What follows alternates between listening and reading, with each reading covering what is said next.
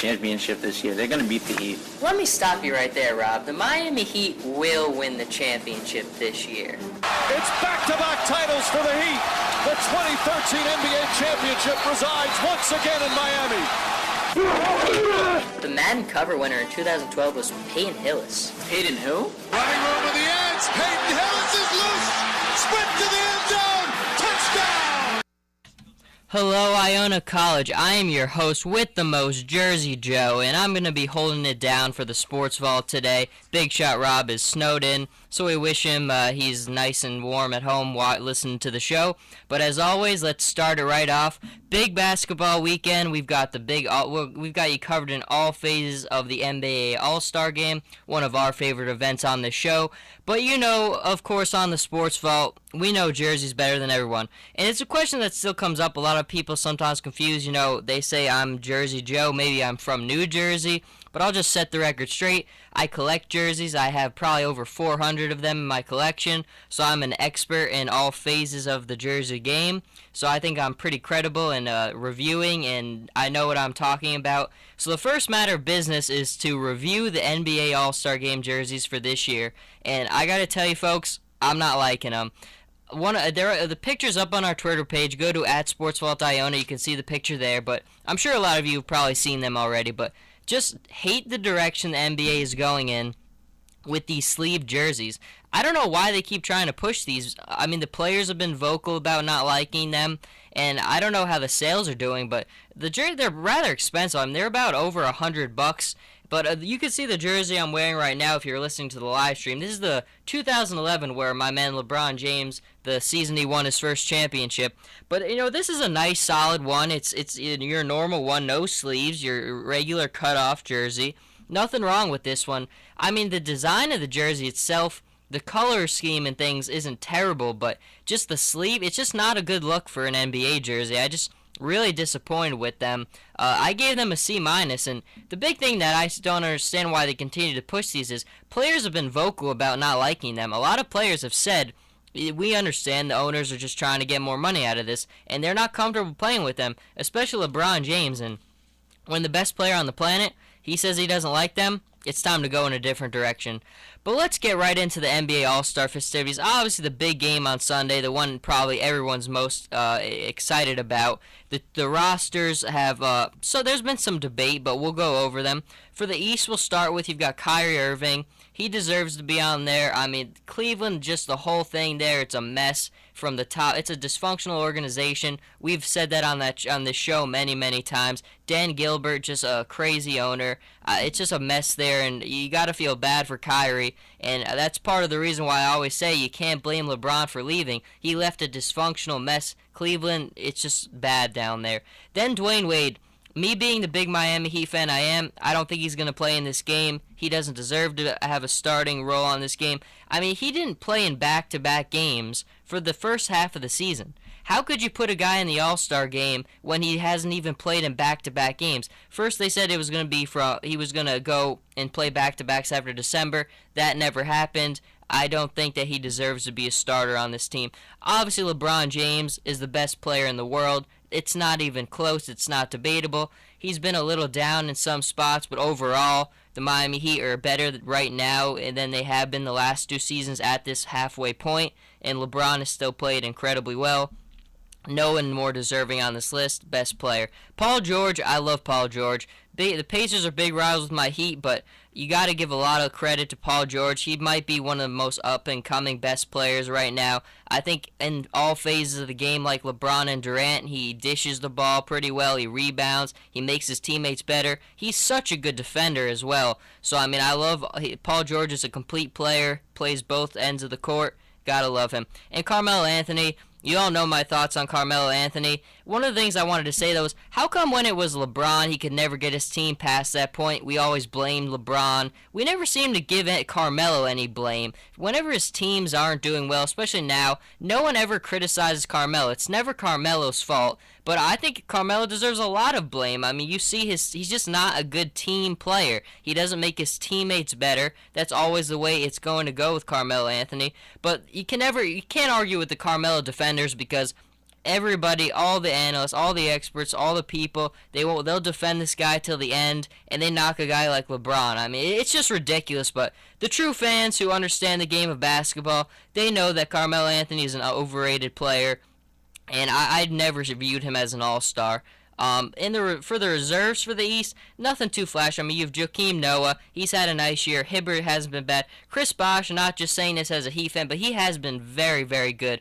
With Dwayne Wade being out so many games, he's really had to step up, and I've really been impressed with what I've seen out of Bosh. They have him out of position. I mean, he's not really a center. He's a power forward, but he's been unbelievable. He's really played well. I like the way he's shooting the ball. He's been much more aggressive in his rebounding. I think it's going to be a big help this playoffs here when they play the Pacers because they're going to need everything they can get out of him.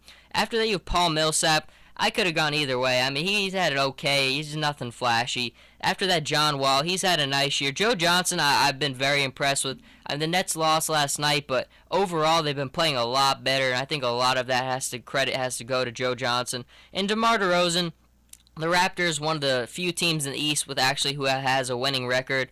DeRozan hasn't been too bad. Now going on to the West. The West is a little bit, I like the West. So you have Stephen Curry for the Warriors. We'll talk a little bit more about the Warriors during this stretch, but for now, Stephen Curry, he just lights out. I mean, you give that guy any amount of space, he's going to knock down the shot. He's really fun to watch play. Kobe Bryant, people put him on the list because of legacy, but there's no way he could be on this list. He should not play. I've been reading reports that he will not play in this game. I think James Harden's going to take his spot, which is worthy. I mean, I love Kobe as much as the next guy, but what has he done this season to deserve to be on this list? He's only played a couple games, just doesn't deserve it. There's a lot more worthy guys, especially in the West, with so many good teams. So, Kobe Bryant, no. Kevin Durant, obviously, most people are already handing him the MVP trophy. We'll talk about that a little bit in this segment as well, but Kevin Durant, he's been lights out, had a fantastic year.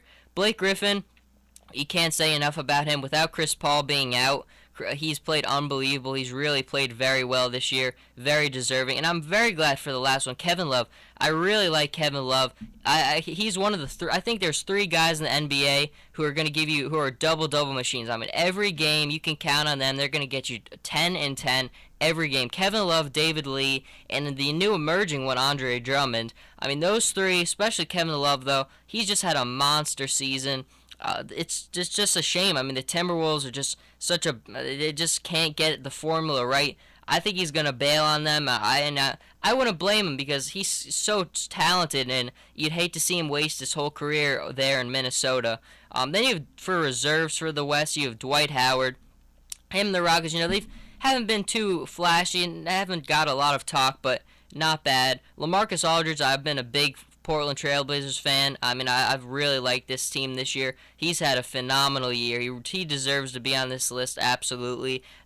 Portland just can't beat the good teams, but they're a very young team. Remind me a lot of Golden State last year. So I think they're going to learn. They're going to be a better team. They'll figure out eventually, but very worthy. Dirk Nowitzki, the Mavs ruined my summer in 2011. I say that a lot, but he's had a very nice year. The Mavs are kind of in that bottom stretch of those teams, the Nuggets, the Mavs, the Timberwolves. There's like all those teams at the bottom of the West competing to get those last couple spots. The West is very competitive, so. And then you have Chris Paul. Chris Paul doesn't really deserve to be on this list. I mean, he's a phenomenal player, probably the best point guard in the NBA, but he's been hurt most of the season. So, I mean, I think he's going to play in this game, but he's just on this list as a name and for what he's done. Tony Parker, other than the injuries, that Spurs, they're still a well-oiled machine. They're still playing well. Haven't been as good against the good teams, which is definitely a concern. I mean, you could tell that they're definitely getting a little bit rusty. I mean, I think their window is definitely closing a little. I mean, it's definitely a concern, them not beating all the good teams. Damian Lillard, love Damian Lillard, one of my favorite young point guards in the league. He's so good. He's part of the reason why Portland has been so good this year.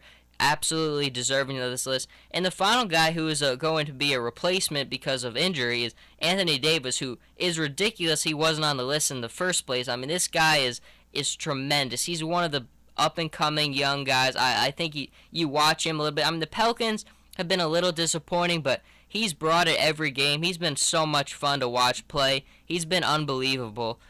That's pretty much doing it, though, for the starting lineups and the reserves for the Sunday game, the big one. In the Rising Star Challenge, I think most people probably don't pay attention to this one, but there's some good names. I mean, for Team Grant, there's Grant Hill's going up against Chris Webber. Chris Webber, the big names on his team. I mean, you've got Anthony Davis, like I just talked about, Michael Carter Williams. The 76ers are horrible, but he looks like he's gonna be a nice prospect. He's a good player. You have Tim Hardaway, who he's been playing pretty well. I mean, the Knicks have been a disaster, but they've got something with him. You have Jared Sullinger. The Celtics been a down year, but he's had a nice year. He's had probably his best year so far. Victor Oladipo for the Magic. Magic have had a tough year, but he's definitely looks like I like Oladipo a lot. I think he's a very good player. Moving on to Team Grant Hill, you've got Damian Lillard. I can't say enough about Damian. Bradley Beal, too, for the Wizards. The Wizards are one of those weird teams, like 25 and 27. They'll make the playoffs because the East is so bad, but Bradley Beal's really had a nice year. I liked him a lot coming out of Florida. Last season, he had a little injury so far this season, but overall, he's had a very nice year. Andre Drummond, like I was just talking about, this guy, there's three guys who I know every game they're going to give you a double-double machines. I mean, you got Andre Drummond, he's joining the club. Harrison Barnes, I like Harrison Barnes. Been a little bit disappointing this year with the Warriors, but we're going to talk about them. Terrence Jones, with that Rockets team, I mean, they got a lot of height on that team, but Terrence Jones is a nice player. He's definitely worth. I picked him up in fantasy, and I've been following him, and he's really put up some nice stats. I mean, he's a good player. Those are really the only big ones to mention. I mean, most people probably wouldn't watch that game. I don't really blame you, but the skills challenges I think has actually been a lot better the last couple seasons, and I think the players who are participating, it's going to be interesting. I'm definitely going to be checking out this one. For the Team East, they have Michael Carter Williams. He's a very good ball handler. The only two guys I'm really looking in this one is Michael Carter Williams and Victor Oladipo. Both rookies. Both have had really nice years. Both very good ball handlers. So they should be fun to watch in this one. And then for the West, you've got Damian Lillard, you've got Gordon Dragic, Reggie Jackson, and Trey Burke. The West is great. I mean, all those guys are phenomenal ball handlers, really exciting players to watch. Dragic is a really smart player. I think a lot of people probably don't know who this guy is because he plays for the Suns, and they're not really a big-name team, but if you watch this guy, I think he has a very good chance to win. I think he probably will win this thing. I mean, he's a very smart guy. Reminds me a lot of John Stockton. I think that Dragic is a very good guy, and I would definitely keep my eye on him throughout the weekend, definitely in this event. And then I really like this one. A lot of people probably don't care about this one, but you've got the three teams. You got like a veteran player who's retired, a WNBA player, and a current player. I mean, there's some cool ones. You've got Del Curry and Stephen Curry. They're on the same team. You got Tim Hardaway and his dad. They're on a team. Chris Bosh and Dominique Wilkins have been on the same team 2 years in a row now, I believe. You have Kevin Durant and Karl Malone. That should be interesting, seeing the mailman playing with KD. I'm interested in that one. So that's just one of those little fun things. And then the three-point. I love the three-point. I've always said it. It's my favorite thing to watch in the whole thing. I think it's great. It's really fun. But the East, you've got Kyrie Irving, Bradley Beal, Joe Johnson, Aaron Aflalo. Nothing absolute. I mean, Kyrie Irving was lights out last year in this competition, so it'll be really exciting to watch him. Joe Johnson's going to pique my eye a little bit too. I'm curious to see how he does in this one.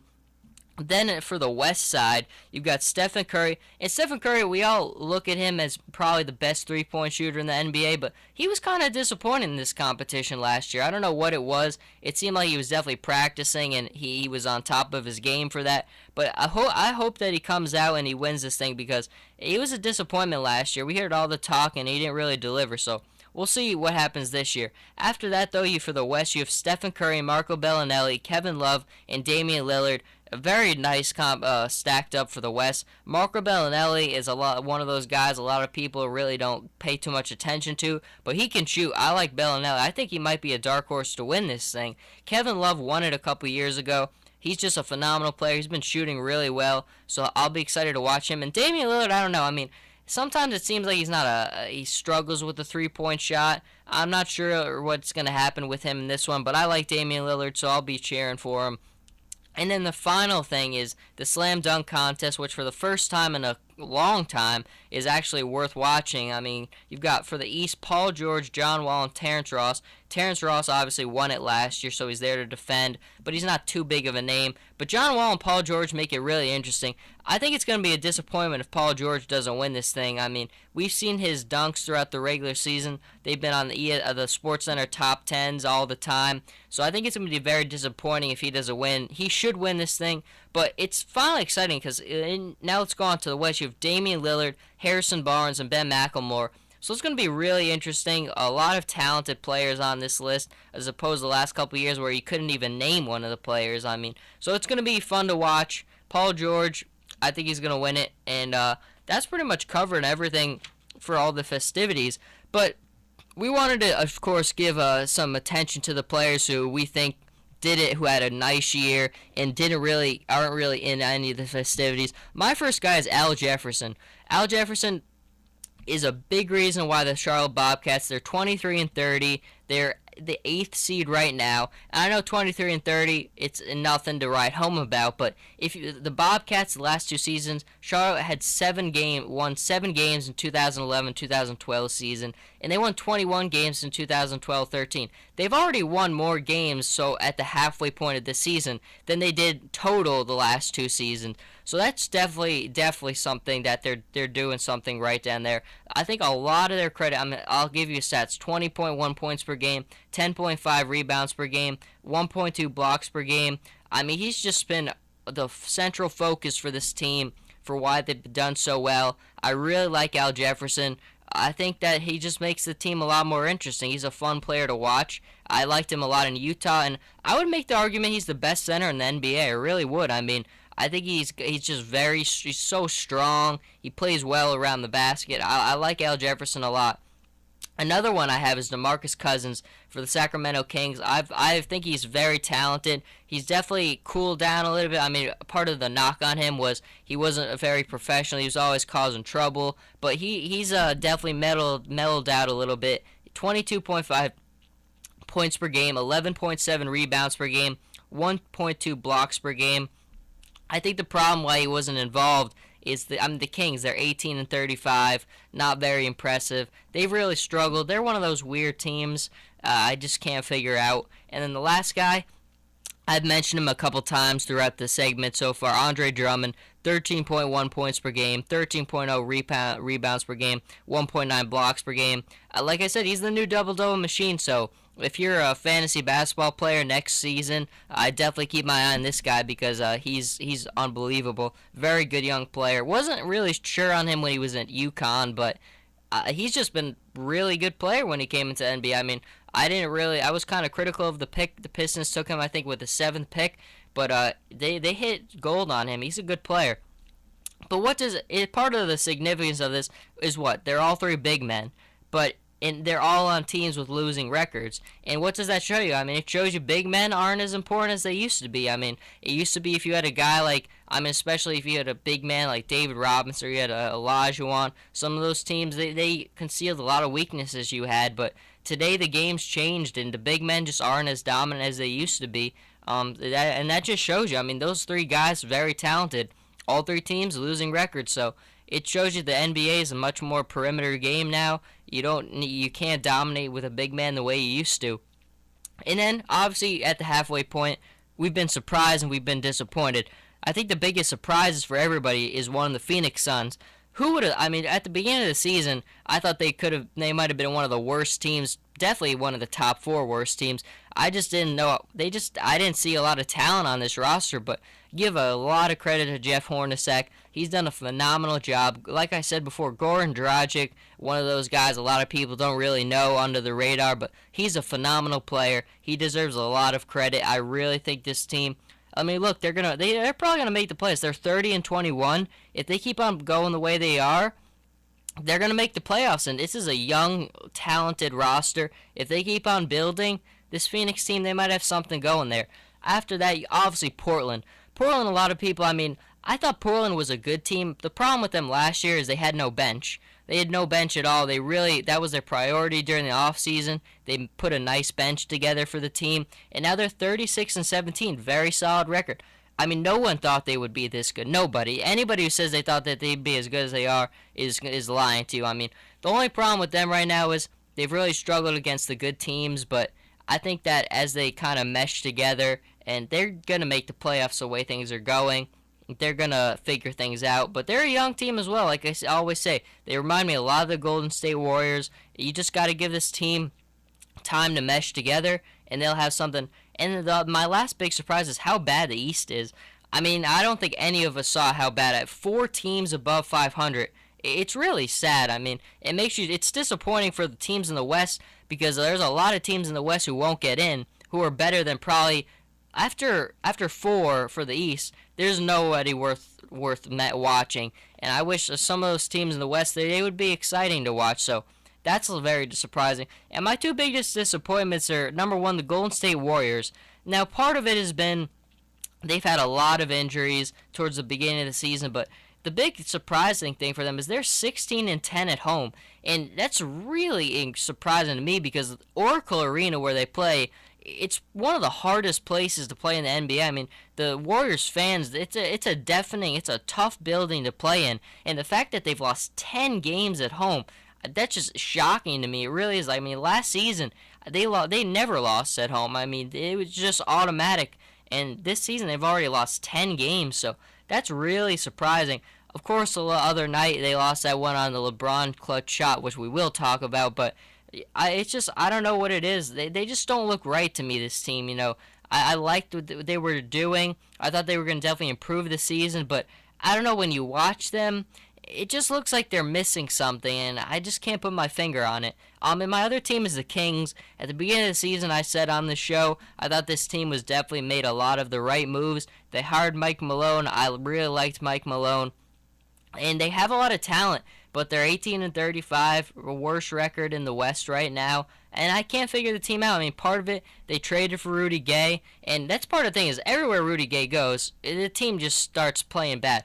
He left Toronto, they started playing better. They sent him to Sacramento, and they're still stuck in where they've been for a long time. So Rudy Gay, I don't know. Part of it is I think you can't really win with a guy like him.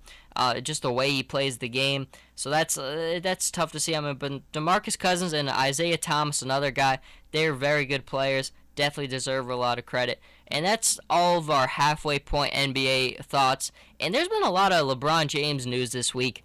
And one of the things I can't believe I'm still having this argument with people that LeBron isn't clutch. I mean, just every day I have the argument with people that LeBron isn't clutch. But, I mean, look at that game against Golden State the other day, that big shot. I mean, do people remember Game 6 when he won his first championship, 45 points on the road in Boston, hostile environment? Game 7 last year against the Spurs.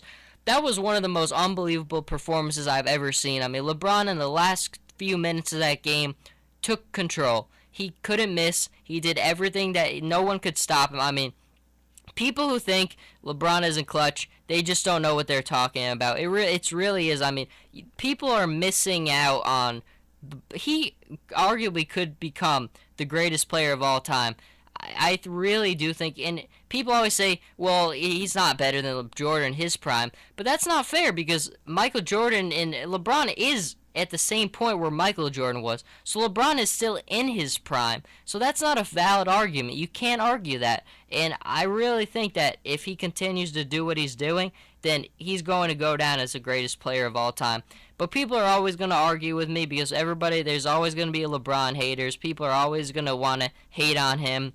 But it doesn't matter because he's proven time and time again that the way he was in the 2011 finals where he just disappeared, that's gone. He's not going to do that anymore. He's a clutch player, and I mean, I don't need to defend it. I mean, just look at the results. They're there. And then another LeBron thing, during an interview, I knew this was going to draw some hate as soon as I saw it. During an interview about with NBA TV about what his Mount Rushmore was, he picked Michael Jordan, Larry Bird, Magic Johnson, and Oscar Robertson. And LeBron's been asked this question a lot. He switched up his list sometimes. He put Dr. J on the list instead of Magic one time. So it's just kind of one of those things, big basketball fan. LeBron's a huge basketball fan. I mean, you watch his stuff. He's always talking about watching old games, stuff. He's just a big fan. The same thing with me. I'm always making those lists. But, I mean, of course, on that mountain, MJ's automatic. I think everybody's list, you've got to have MJ, you got to have Magic, you got to have maybe Larry Bird, maybe him, and Wilt, but LeBron, too, is on that list. I mean, I think any list has to have MJ and LeBron automatically. If you don't have MJ and LeBron on your list automatically, then you just don't know what you're talking about. You really don't. I mean, you have to put the two of them on there. Magic, too, has to be on there. But, I mean, I think when it's all said and done, when LeBron hangs it up, his career is over, I think MJ and LeBron are going to stand alone as the greatest players of all time.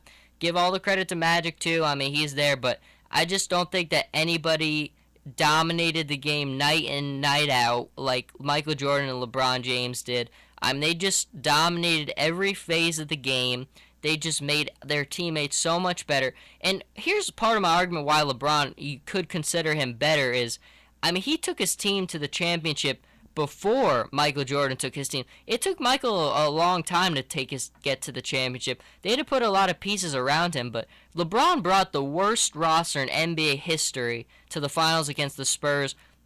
They got swept, but I mean, the fact that he brought that, I mean, go Google that roster after the show, and you'll just understand what I'm talking about. That is the worst roster in NBA history that he single-handedly brought on his back to the finals.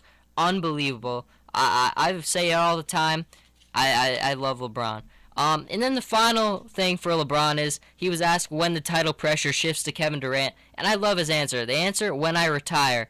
It's a great answer. LeBron, I think he seemed kind of ticked off at all the attention Durant's been getting. Kevin Durant, I mean, like I said before, everybody's given him the MVP already. We're at the halfway point of the season. Let's slow down a little bit.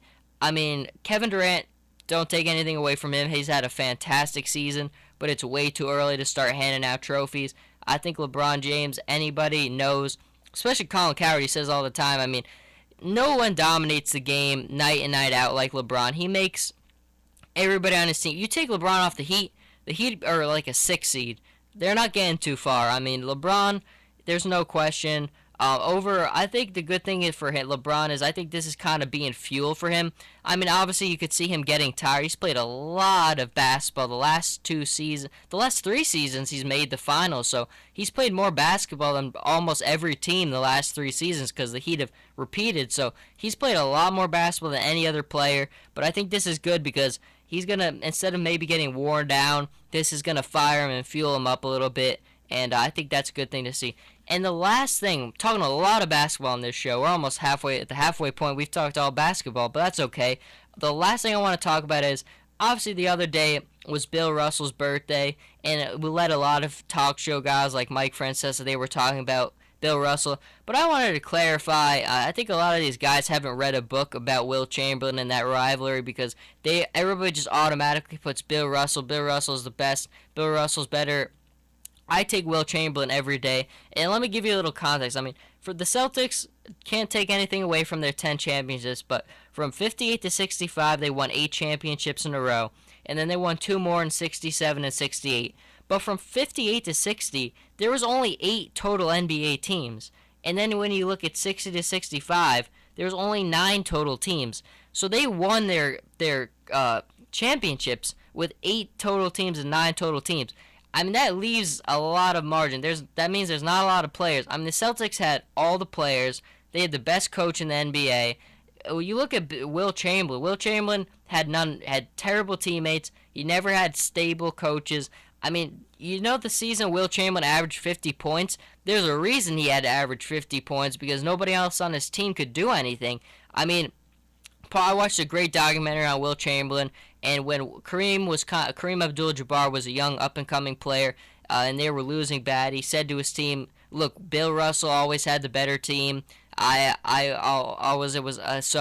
I just think Wilt Chamberlain, a lot of people overlook because of all the championships Bill Russell won, and they just look at the stats for Wilt. But if you really look closely at the era, and it was so different. I mean, Wilt and Bill were really the only 2 guys with the height advantage on people. There was just not a lot of players who could compete against their height at that time. And I think the 8 teams and the 9 teams, I mean, I just don't look at those championships the same way as I do like a team like the Bulls who won 6 in a row where there's a ton of teams, or the more current ones.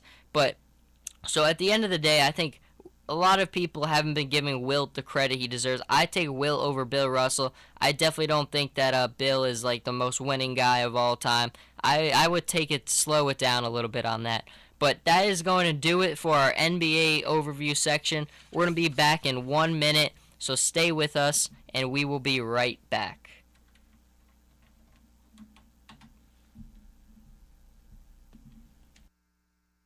Watson right, Johnson left, Elway in the end zone and throwing it. It's complete. Winder dives out to the 7-yard line.